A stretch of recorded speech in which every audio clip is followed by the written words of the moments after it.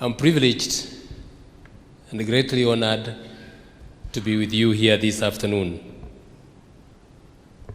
I want to thank the organizers of this historic conference for inviting me to come and make closing remarks after 2 days of intense and very interactive deliberations.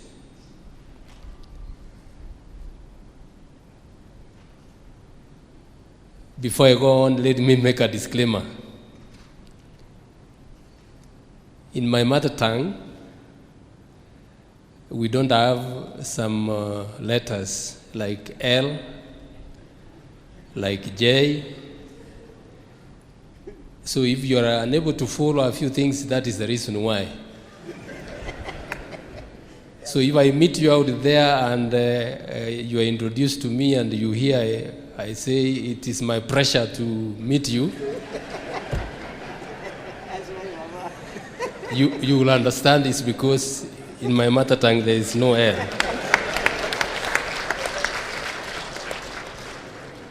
So I sometimes even call my fellow judges churches. So you have those kind of challenges. But I trust we will be able to communicate. I would also like to thank the organizers for picking such an apt theme for the Congress: religious freedom, hope for building a tolerant and a peaceful continent. This theme captures the age-old vision of the founding fathers of our continent. Indeed, the fulfillment of their vision is the current focus of the African Union as expressed through Agenda 2063, the 50-year-old strategic plan that seeks to create an integrated, prosperous, and a peaceful Africa driven by its own citizens and representing a dynamic force in the international arena. There can be no prosperity without peaceful coexistence. Given the many conflicts on the continent, some of which have a religious angle, conflicts that lead to heavy losses of life, wanton destruction of property, as well as displacement of many people from their homes, this Congress could not have come at a better time. I would like to acknowledge and appreciate the founders, as well as the past and present leadership of the International Religious Liberty Association, for creating and sustaining a forum for this uniquely outstanding fraternity. You have continually managed to bring together religious leaders, regional organizations, government representatives, legislators, the judiciary, top scholars, human rights organizations and NGOs, and even entrepreneurs to reflect on this vital human right, the liberty of conscience and its relevance in enhancing united, peaceful, and prosperous communities. I said it is a very apt moment to have this Congress. And I noticed that you chose Rwanda as the venue of this conference. I suppose deliberately. We have the history of what happened in this country. I have been here before. I want to take this opportunity to thank the President of the Republic of Rwanda and his leadership for the peace and tranquility that we see and read around here, given what they have gone through. I said the choice of Rwanda as your venue of this meeting must have been deliberate to remind all of us what intolerance can mean. and what can be done to reverse that if we are reminded to do so. I want to thank you for that choice. This year, the organizers of this Congress have achieved a particularly impressive feat by bringing into this auditorium key opinion leaders from close to 30 countries from around the world. This will kick off a series of similar fora at the continental level, as well as regional, national, community, and even family levels, to deliberate on issues surrounding respect for human rights, and more specifically, religious freedom. This fits snugly into one of the 7 aspirations of Agenda 2063, an African of good governance, democracy, respect for human rights, justice, and the rule of law. Although the discussions in this Congress have been generally on respect for human rights, the focus has been on religious liberty. Religious liberty is indeed the truest embodiment of the freedom of conscience, since it revolves around an individual's inner sense of what is right or wrong, and because it is part of the multifarious ethical and moral principles that control the actions or thoughts of an individual, the freedom of conscience is the ultimate human right upon which all others find their relevance. It is the foundational human right which is intimately connected with all other human rights.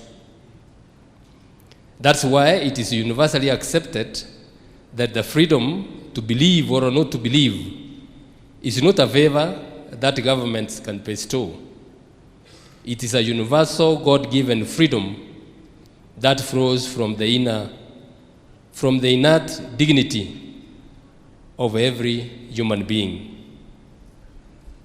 In Kenya, our Constitution, through Article 19.3, acknowledges the fact that, and I quote, the rights and the fundamental freedoms in the Bill of Rights, which includes the right of conscience, belong to each individual and are not granted by the state, end of quote.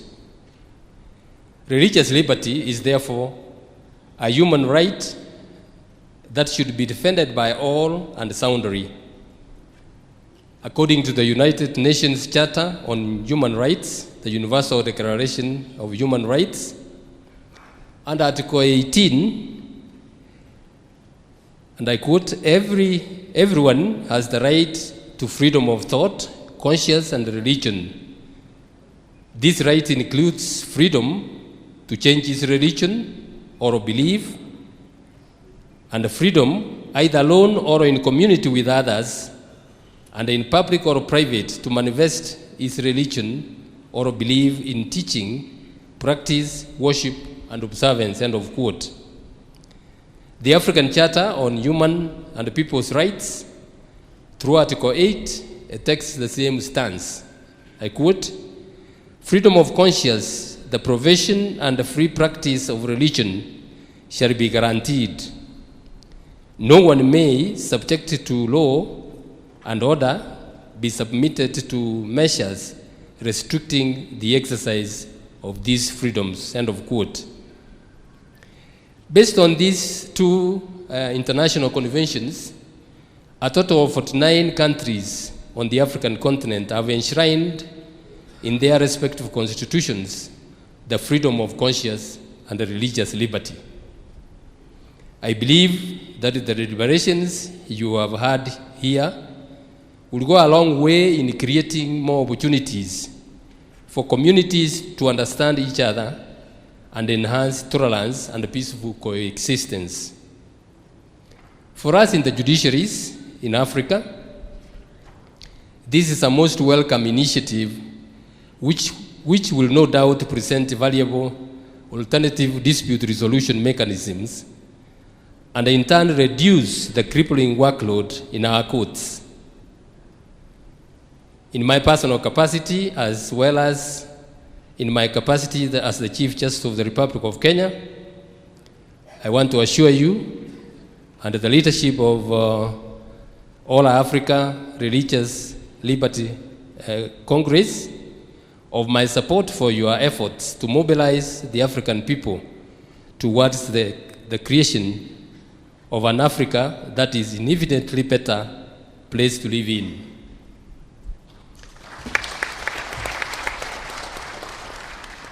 Speaking about my country, Kenya, I would like to inform you that we have a number of cases on ethnic and even religious conflicts, not to mention numerous family disputes that we receive regularly. In the spirit of the theme of this Congress, we can resolve many of those disputes through alternative dispute resolution mechanisms such as arbitration, mediation, and reconciliation.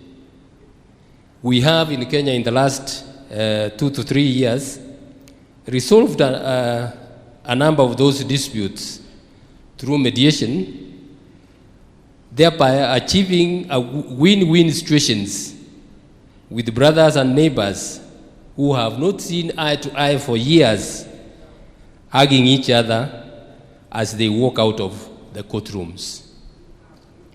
I welcome leaders from Kenya to embrace that aspect and resolve quite a number of disputes that would otherwise be taken to court and have that sense of brotherhood. When I first interacted with the International Religious Liberty Association, I was particularly delighted to note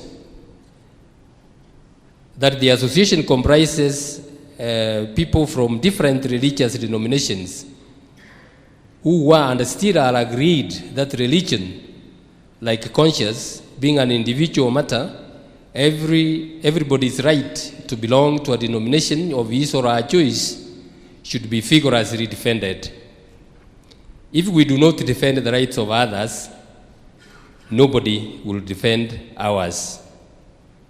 This reality was aptly captured by Martin Niemöller in his famous statement stemming from the experiences of Nazi Germany, and I quote, "When Hitler attacked the Jews, I was not a Jew. Therefore, I was not concerned. And when Hitler attacked Catholics, I was not a Catholic, and therefore I was not concerned. And when Hitler attacked the unions and the industrialists, I was not a member of the unions, and I was not concerned. Then Hitler attacked me and the Protestant church, and there was nobody left to be concerned." End of quote. Instead of being like that individual, we should embrace the words of the UN Secretary General, Antonio Guterres, who, while marking the UN Human Rights Day on December 11th last year, had this to say, and I quote, "I will respect your rights regardless of who you are. I will uphold your rights even when I disagree with you.